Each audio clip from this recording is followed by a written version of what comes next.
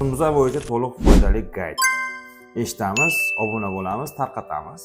Birinchi navbatda husnimizdan kelib chiqishini gaplashadigan bo'lsak, kelib chiqishida asosiy rol o'ynagan narsa bu gormonal o'zgarish. Qolgani, ya'ni oshqozon tizimidagi muammolar, ovqatlanishingiz, parvarishingiz bu uni kuchayishiga olib kelishi mumkin.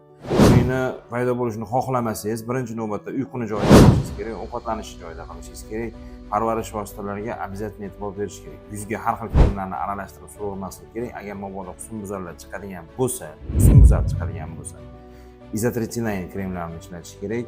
Ya'ni tretinain bor, skinarin bor. Qora tochkalar paydo bo'ladigan bo'lsa, adapalin ishlatish kerak. Agar bu narsalardan foyda bo'lmayotgan bo'lsa, demak sizda gormonal o'zgarishlar bor va siz albatta mutaxassisga murojaat qilishingiz shart. Bunga e'tibor berishingizni xohlaymiz. SPF surmaslik, surgan SPF'imizni noto'g'ri vositalar bilan yuvish ham husnbuzarni kuchayishiga olib kelishi mumkin. Agar bulardan natija bo'lmaydigan bo'lsa, demak mutaxassisga murojaat qiladigan vaqt keldi.